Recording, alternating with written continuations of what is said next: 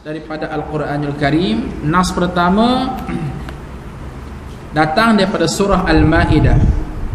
Surah Al-Ma'idah adalah surah yang kelima, juzuk yang ke-6, ayat yang ke-54 sehingga 56. Akademik kan? Ilmiah kan? Okey. Firman Allah Subhanahu wa taala, a'udzu billahi minasyaitonir rajim.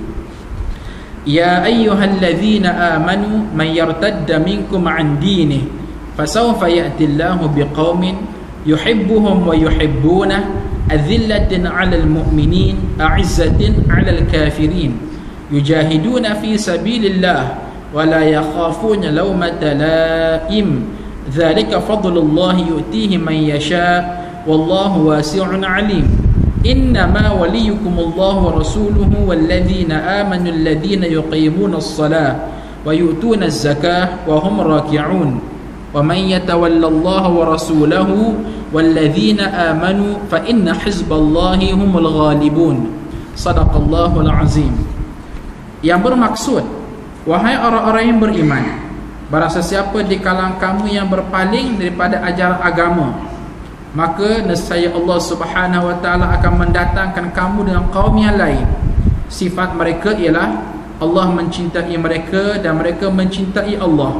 Mereka bersifat lemah lembut terhadap orang-orang mukmin dan bersikap keras terhadap orang-orang kafir. Mereka berjihad pada jalan Allah dan mereka tidak takut kepada celaan orang-orang yang mencela. Itulah dia kurniaan Allah diberikan kepada sesiapa yang dikehendakinya, dan Allah itu maha luas pemberiannya lagi maha mengetahui.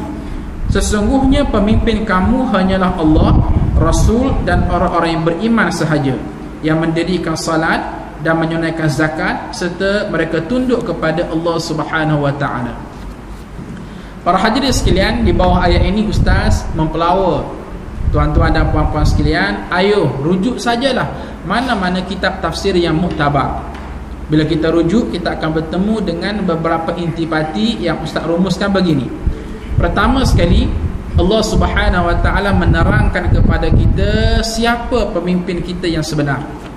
Di bawah ayat yang ke-55 Allah Taala menyebut, innama waliyukumullahu wa rasuluhu walladzina amanu. Hanya sahaja pemimpin kamu ialah Allah, Rasul dan orang-orang yang beriman sahaja.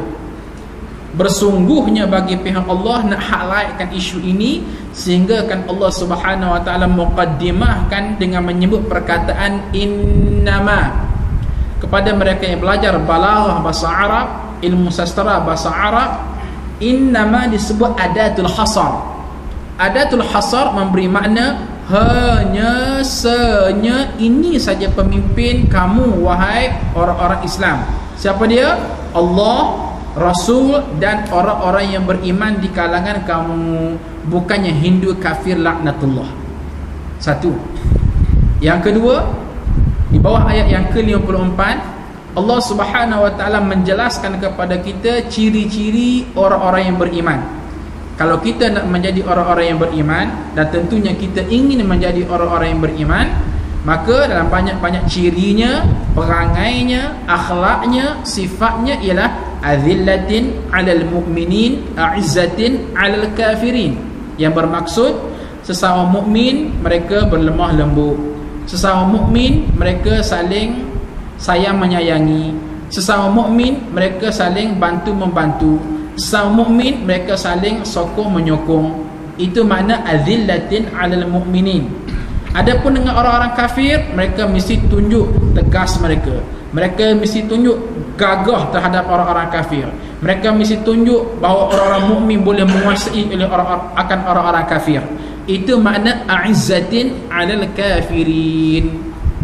Akan tetapi, kalaulah kita tiba-tiba mengambil pendekatan calon mukmin, itulah yang kita boikot, itulah yang kita buang, itulah yang kita singkirkan. Manakala calon bukan mukmin, Hindu ke, Buddha ke, Kristian ke, itulah yang kita tatang, itulah yang kita undi, itulah yang kita sokong. Bermakna kita menterbalikkan ayat ini 100%. Bukan sikit. Bermakna ayat ini kita sebut begini, azillatin al kafirin a'izzatin alal mu'minin. Dengan orang-orang kafir kita ra'i mereka, dengan orang-orang kafir kita sokong mereka, dengan orang-orang kafir kita lantik mereka menguasai kita. Adapun dengan orang-orang mukmin kita buang, kita cantas, kita boikot. Para hadis sekalian, siapa lagi lah yang lebih jahat daripada mereka yang iftira' ala Allah, yang jaja nama Allah Subhanahu wa taala, yang jaja nama Al-Quran, yang mengeksploitasi nas-nas Al-Quranul Karim, yang menterbalikkan nas-nas Allah Subhanahu wa taala. Itu yang kedua. Yang ketiganya ialah Allah Subhanahu wa taala memberi amaran, jika sekiranya orang-orang mukmin itu mulai berpaling tadah daripada ajaran Allah Subhanahu wa taala, termasuk dalam konteks mereka tidak lagi melantik orang Islam sebagai pemimpin mereka, sebaliknya berpindah angin kepada melantik orang-orang kafir, Hindu dan sebagainya, ataupun mereka tak menjadikan Allah dan Rasul dan orang-orang yang beriman sebagai pemimpin mereka, maka pada masa itu Allah Subhanahu wa taala memberi amaran, fasawfa ya'tillahu biqaumin, Allah akan lenyapkan, musnahkan kaum yang sedia ada ini dan gantikan dengan kaum yang lain.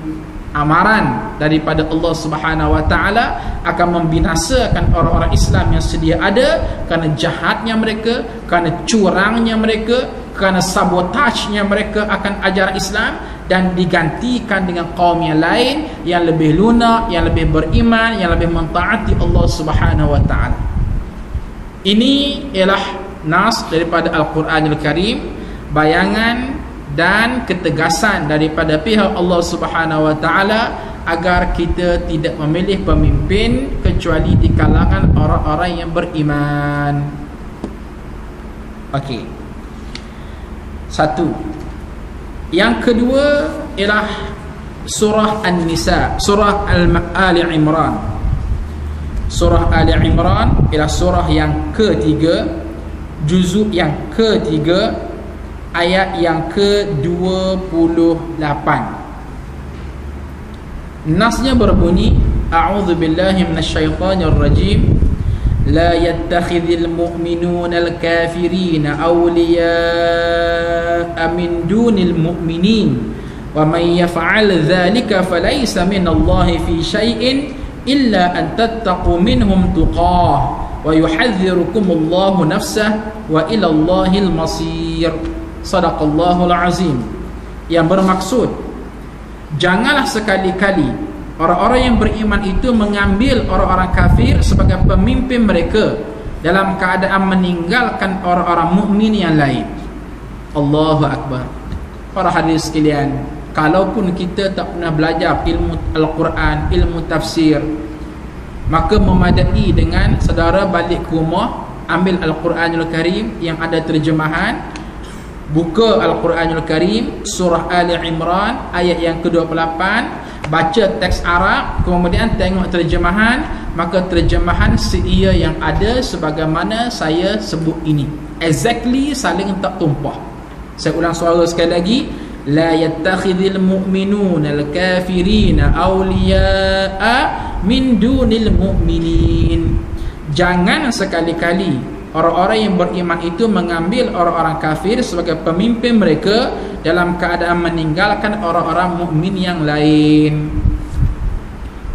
Di bawah ayat ini Allah Subhanahu wa taala melarang dengan menyebut jangan. Jangan di sini kalau kita bahas dari konteks usul fiqh, ia memberi makna haram. Dengan arti kata lain, haram dan haram dan haram sama sekali orang-orang Islam memilih calon orang-orang bukan Islam sebagai pemimpin mereka dalam keadaan mereka meninggalkan orang-orang Islam yang lain. Memilih pemimpin itu banyak cara. Ada kadang-kadang dalam bentuk kita angkat tangan. Okey, siapa yang sokong fulan bin fulan jadi pemimpin, jadi ketua anda, sila angkat tangan. Kita pun angkat tangan, salah satunya. Dan ada kadang-kadang memilih pemimpin dalam bentuk